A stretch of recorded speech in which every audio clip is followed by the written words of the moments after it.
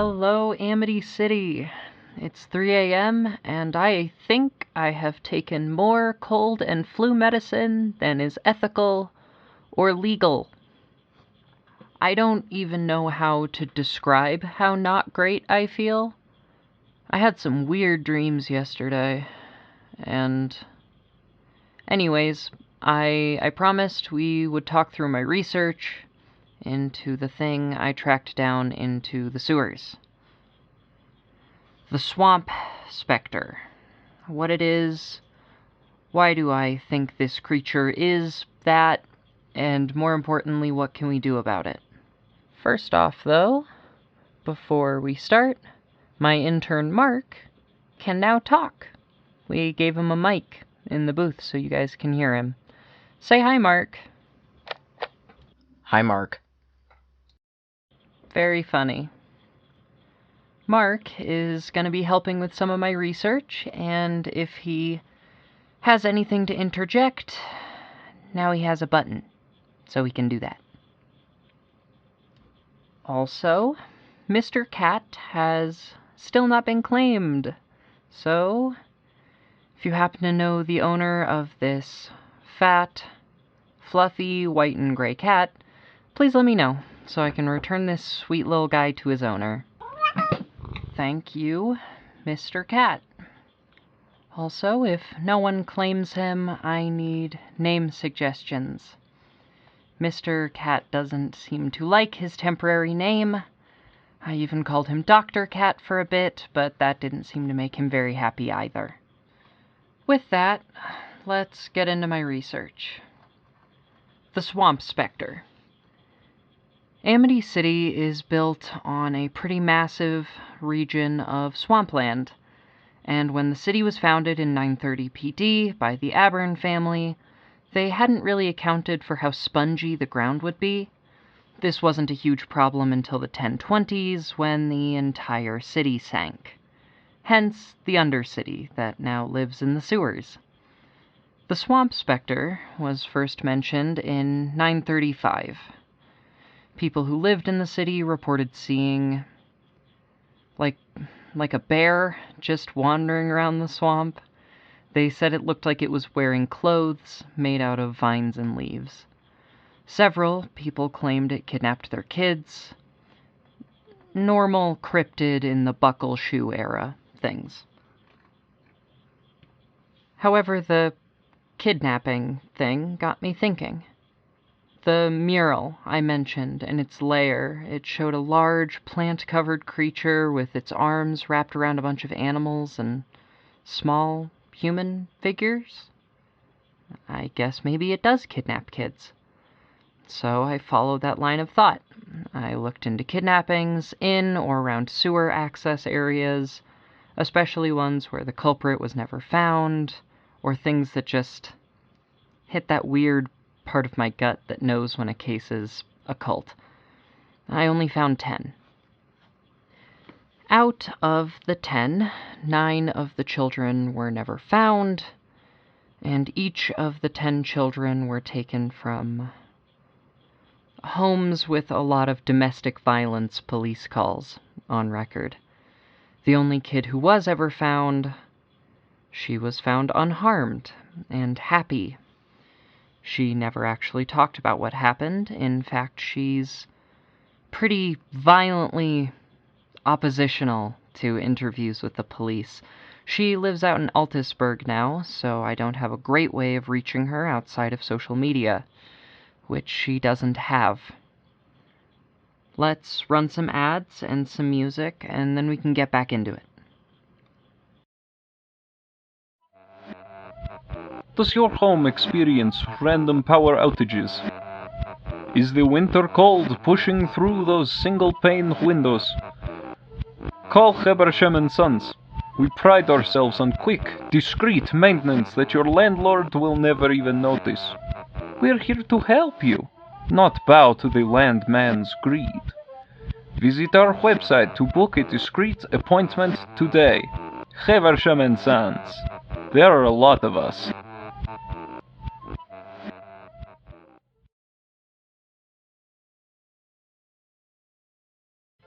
Xenos is offering 2-for-1 trade-ins on all Pomegranate and Intelligence Core Solutions phones this winter.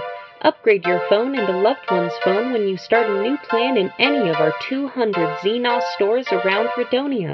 It's the season of gifts, and there is nothing nicer than to give yourself a new phone.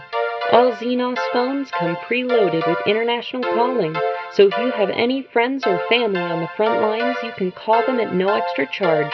That's the vibe. Xenos Telecom. This song is called Trauma Center by Mercy Bridge.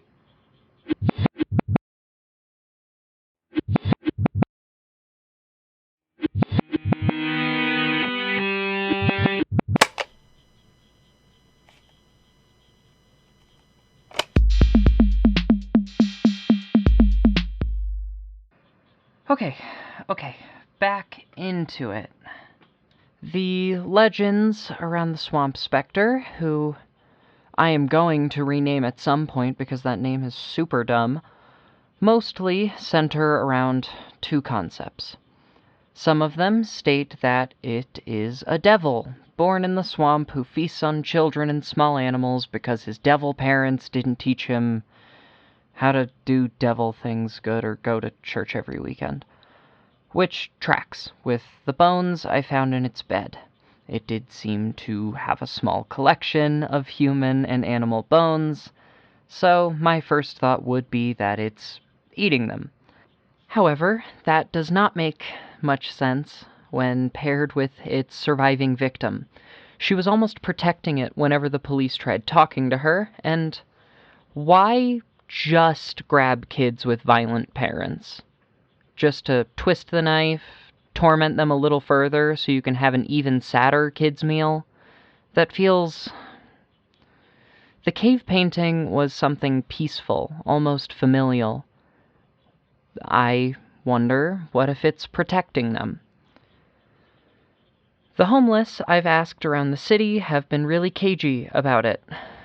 Most don't know what I'm talking about, and a lot of them tell me to back off and leave this one alone, which is not the response I usually get.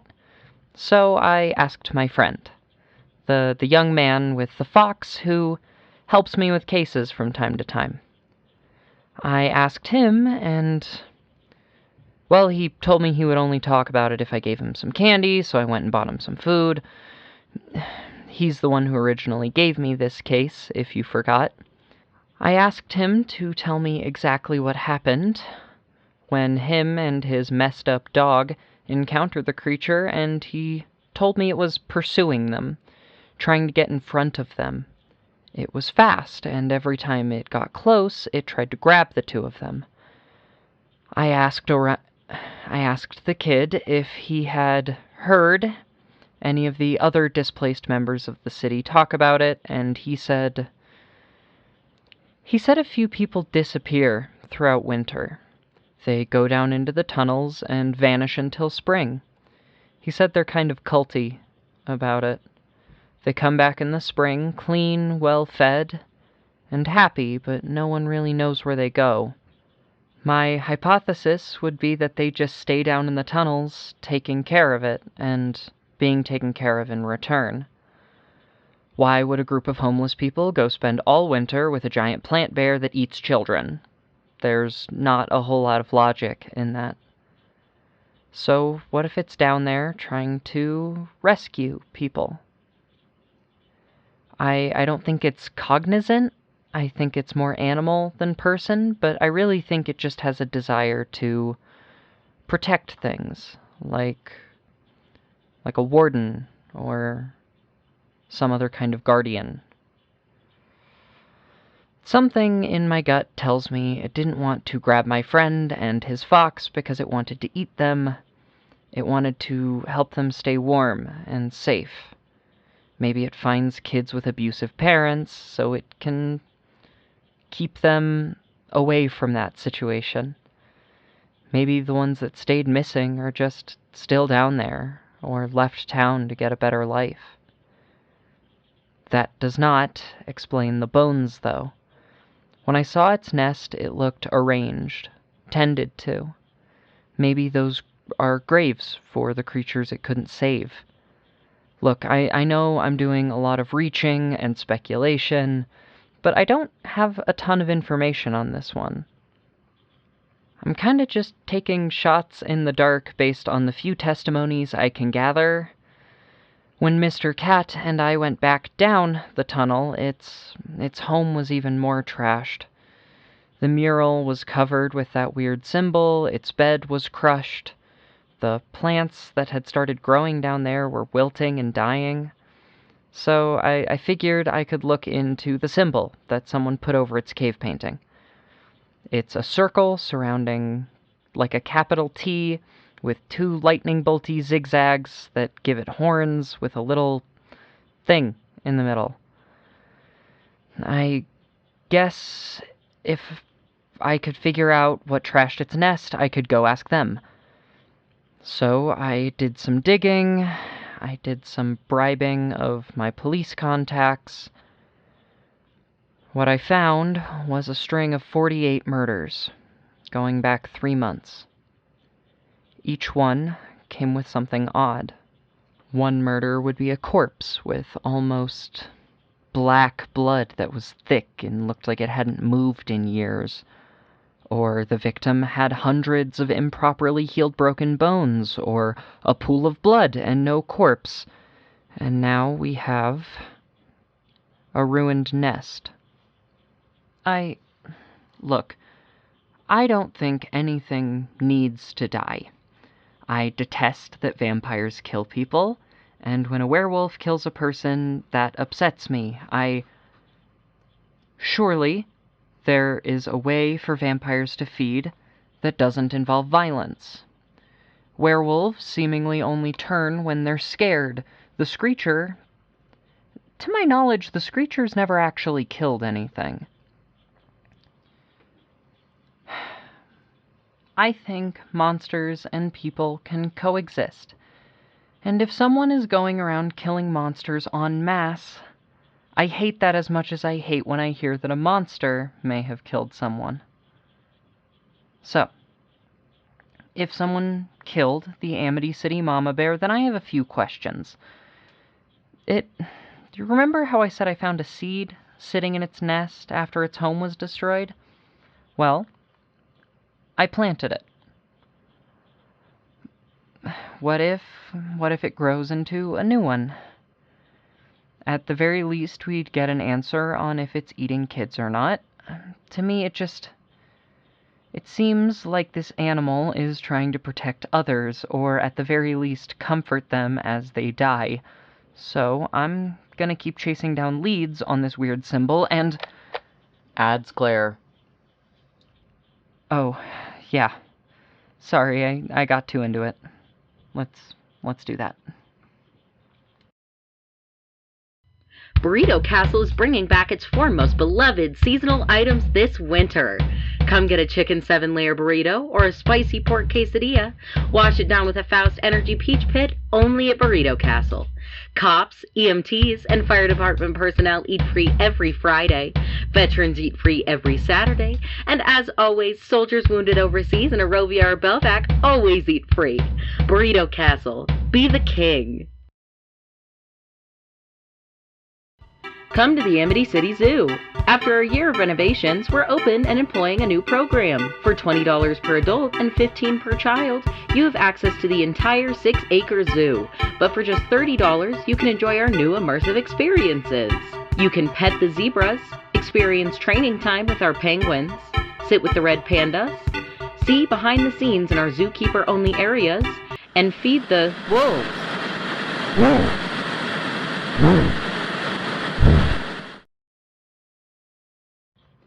I swear there's something so weird about that zoo ad. Maybe I'll listen back through this broadcast once we're done and see if I can figure out what it is.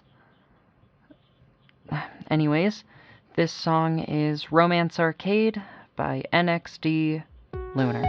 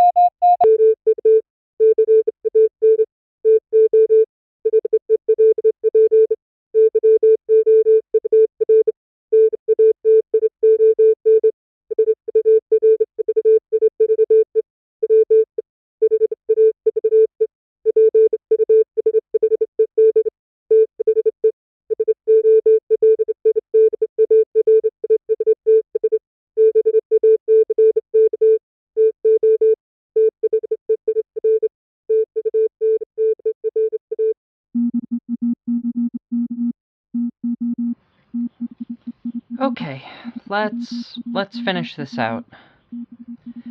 We're moving on from researched speculation to what I do know and some of my own theories. I get this feeling that tells me what kind of monster I'm dealing with when I read police reports. The feeling in my gut from reading Amity City Mama Bear's reports is the same that I get from the Screecher, but slightly different. The term I hear used a lot is cryptid. The one I think monsters use is Abomination. I know in my heart that the Screecher was once a person, but the bear feels almost hypernatural. The Screecher was made somehow, but the bear is just something nature made. What the two have in common, I guess, would be mutation. What would cause Arthur to transform into a bug man, I don't know. And without knowing more about the bear, I don't even know what makes it special. I think the two are a similar thing, but I can't really prove it.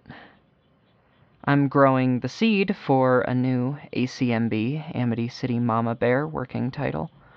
So if that is what the seed ends up being, I guess we'll find out. What I'm more interested in is the person or people who trashed its home. I try to be empathetic to the suffering of the supernatural, so much so that even people who believe think I'm crazy. We're all just broken, scared animals wandering a planet that hates us.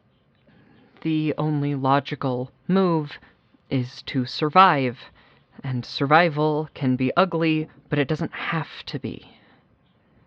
I want to help the Screecher find somewhere safe to hide. I want the mama bear to do what it does without fear.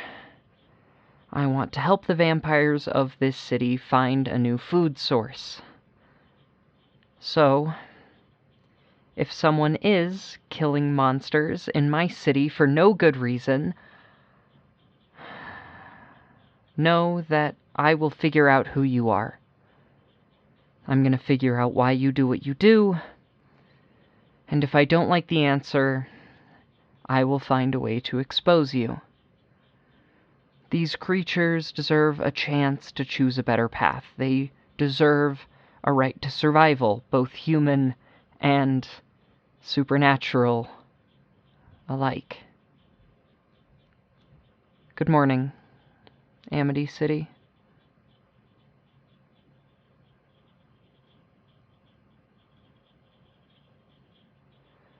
Go get some coffee.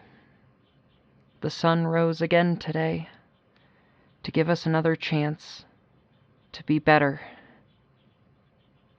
And it's gonna be a long day.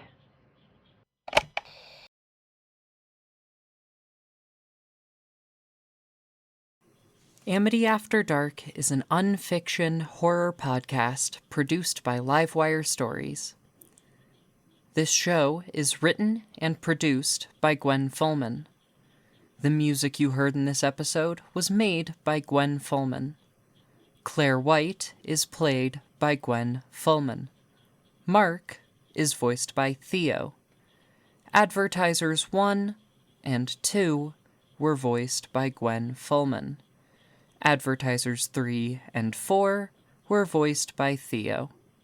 If you enjoyed this episode and want to hear more, please consider subscribing to our Patreon at Livewire Multimedia Stories to receive episodes a week early for only $2 a month. Check out our website at livewiretabletop.wixsite.com/livewire.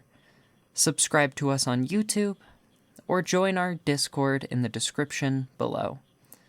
The best way you can support us is to show this to a friend. Thank you.